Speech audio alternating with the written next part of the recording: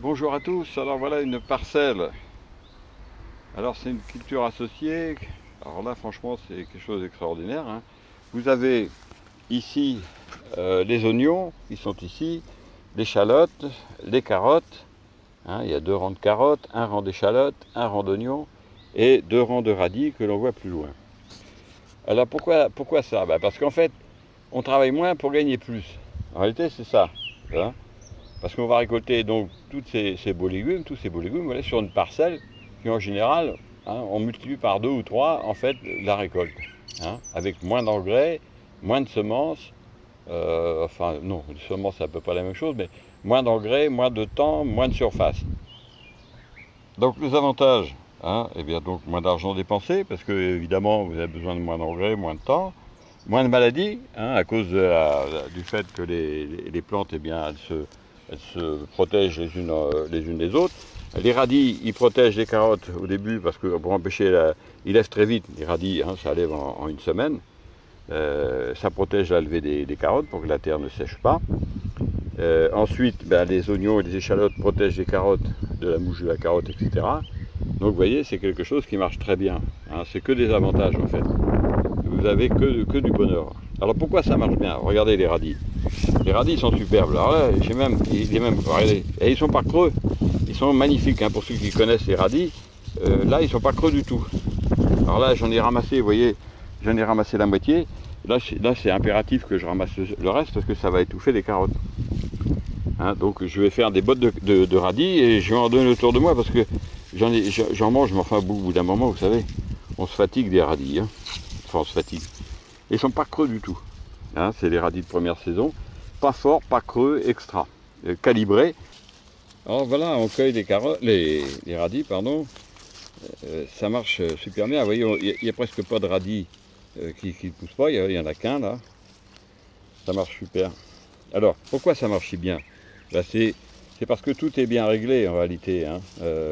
Les cultures sont bien associées, le terrain est bien préparé, la rotation des légumes avec la méthode BEH que j'ai développée dans le guide mensuel des travaux au jardin potager, ça marche tout seul. Regardez les carottes, elles sont super bien élevées, il y en a trop, hein. J'ai semé tout ça fin mars, début avril, et vous voyez, c'est magnifique. Alors, je récolte, comme je vous l'ai déjà dit, plus d'une botte au mètre, hein, ça c'est clair. Et surtout quand ils sont gros comme ça, évidemment ça fait des bottes plus facilement, hein. Alors les carottes, là voilà. Alors vous voyez, il faut se dépêcher là parce que ça va étouffer les carottes après, hein. Voilà. Alors vous voyez, ça fait une botte là.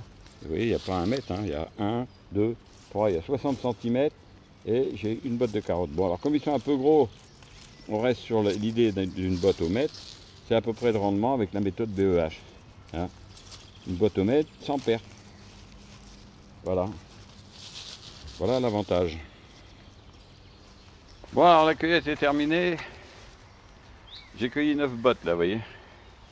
Donc en fait, dans cette parcelle de 5 mètres de long sur 2 rangs, ça fait 10 mètres. Et j'ai cueilli donc ces 9 bottes là, plus à peu près autant, hein, puisque là j'avais même pas la moitié. Donc on a fait 9, 18. Alors vous voyez, quand je vous dis une botte au mètre, vous voyez que c'est en fait c'est plus. Mais bon, partons sur ce truc-là, c'est presque 2 bottes au mètre. Alors c'est l'avantage de la méthode BEH, hein, c'est que ça produit, c'est incroyable. Et comme je vous disais, ils sont pas creux. Là les carottes, vous voyez, maintenant elles sont libérées. Hein, celle-là, ça fait un petit moment, vous voyez. Alors, comme quand on a arraché les radis, ça fait des trous. Et pour que les trous, on boucher les trous, pour pas que les carottes soient déchaussées, on met un petit coup d'arrosoir. Hein, comme ça, eh bien, vous voyez, quand je dis un petit coup, c'est même un bon coup. Alors, vous voyez, les carottes vont se redresser tranquillement. Dans 10-15 jours, je mets un petit coup de binette. Et puis, alors excusez-moi, là ça bouge un peu parce que j'ai changé de main. Un petit coup de binette dans cette petite parcelle. Et puis voilà. Alors les autres, je vais en mettre un petit coup aussi. Mais là, il a plu en ce moment, c'est génial. Ah, c'est des gros arrosoirs. J'ai du mal à aller. Elle est portée au début. Hop. Et voilà. Voilà, alors il n'y a plus qu'à. Hein. Maintenant, je vais faire la distribution. Hein. Parce que 9 bottes de radis, moi, je vais en garder une pour moi. Puis le restant, bah, je le donne. Alors, vous voyez, il y a 10 mètres de carottes. Hein, 10 mètres de carottes, ça bouffera comme ça une vingtaine de bottes. 20-25 bottes de carottes.